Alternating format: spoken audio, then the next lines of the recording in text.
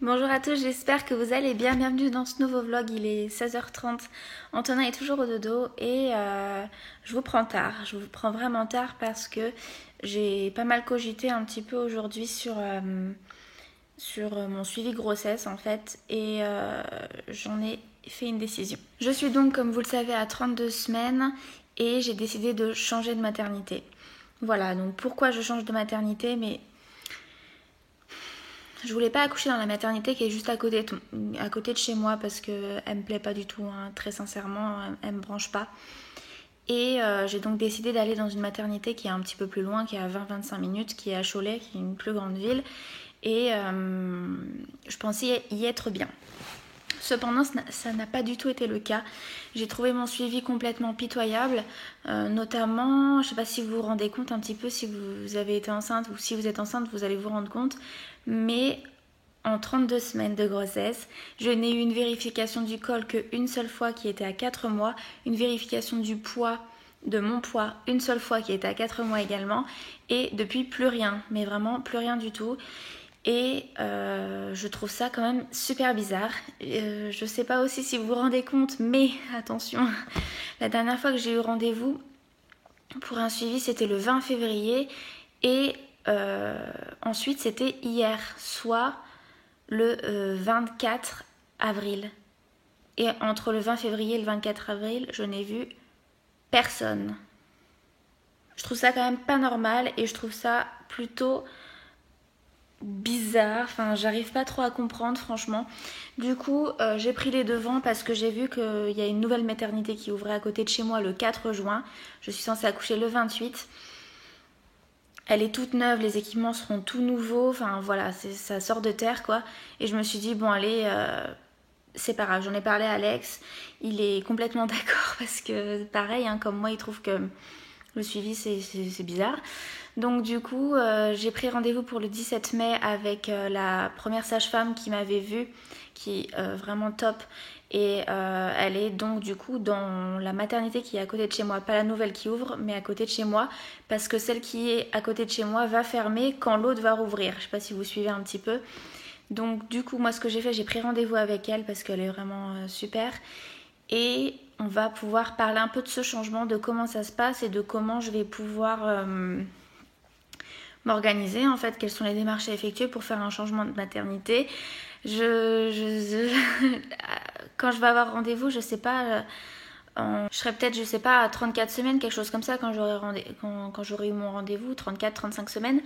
Donc du coup voilà, il restera peu de temps mais ça sera largement suffisant pour faire le changement et j'ai hâte de faire le changement, très franchement. La nouvelle maternité serait à 10 minutes de chez moi par la 2x2, donc voilà, nickel, il y aura rien à dire, ça sera parfait. Donc de toute façon je vous tiendrai au courant un petit peu de comment se sera passé ce rendez-vous et comment se passe également le changement de maternité, parce que c'est peut-être quelque chose qui pourra en intéresser certaines. Il y en a, elles savent peut-être pas qu'elles peuvent changer même jusqu'au dernier moment. Moi, ce qui m'inquiète le plus, c'est vraiment le rendez-vous avec l'anesthésiste. Je veux un rendez-vous avec un anesthésiste, je ne veux pas accoucher sans péridurale, donc il me faut à tout prix un rendez-vous avec lui ou elle. Donc voilà, c'est quelque chose qu'on va voir et quelque chose que j'ai hâte de mettre en place parce que je vous assure que mon suivi actuel, franchement, j'ai jamais vu ça pour Antonin.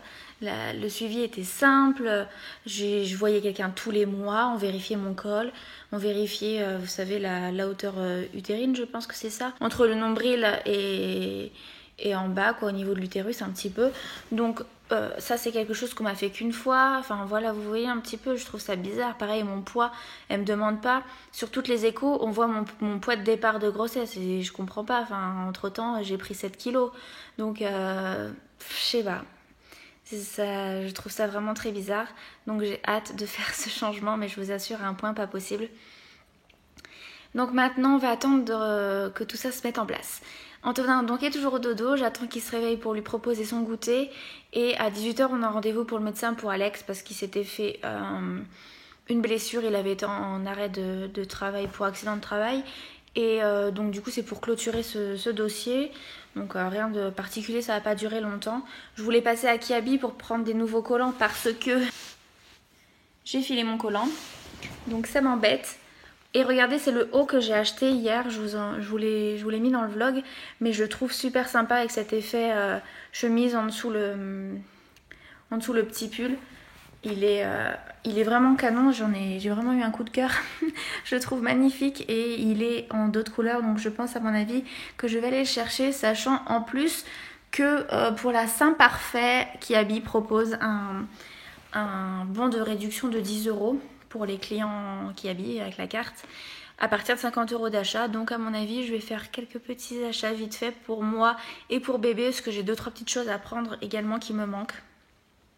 Et après on sera bon, d'ailleurs il y aura tout qui sera bon pour bébé, il n'y aura plus rien. Et moi il faut aussi que je m'achète pas des culottes jetables, parce que c'est pas quelque chose que j'avais fait pour Antonin et c'est pas quelque chose qui m'intéresse, vous savez les culottes filets là. Voilà, je vais prendre des culottes en coton normal que je vais payer en lot, vous savez, elles sont pas très chères.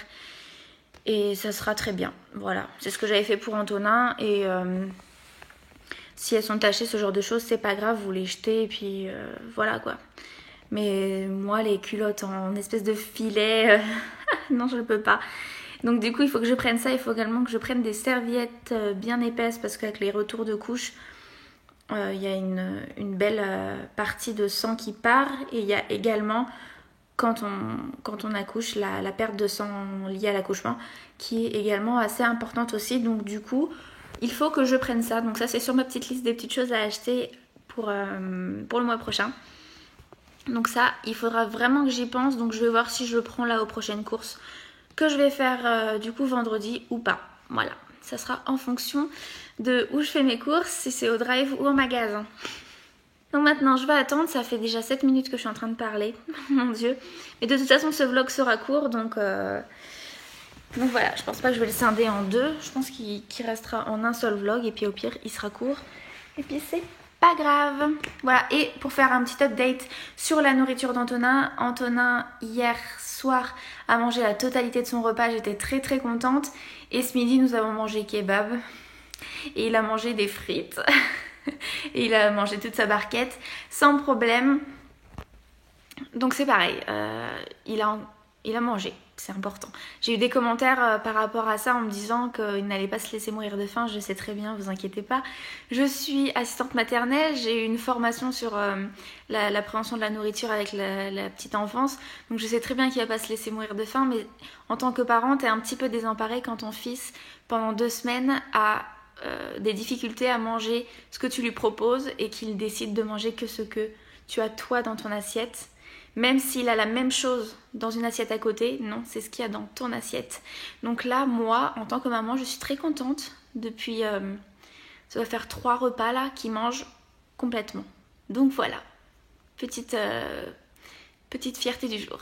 Bon, j'ai un chéri qui est en train de se laver et un bébé qui est en train encore de dormir depuis 13h45, il est au dodo, donc on va dire il s'est endormi à 14h. Je vais vous montrer ça, c'est incroyable.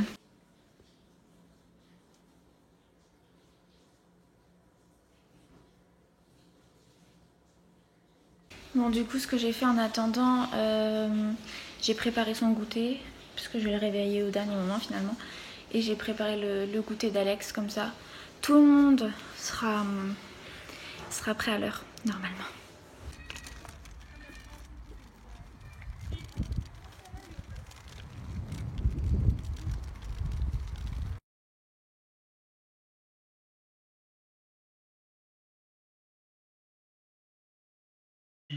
Il mange, miracle. Purée, boudin. Et il mange parce que Papou lui a montré qu'il fallait manger, sinon il n'aurait pas mangé. Donc voilà.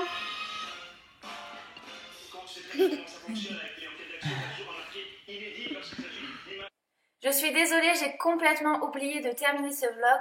Donc j'espère qu'il vous a plu. Si c'est le cas, je vous invite à mettre un petit commentaire et un petit like. Et en attendant, je vous fais plein de gros bisous. Bye bye.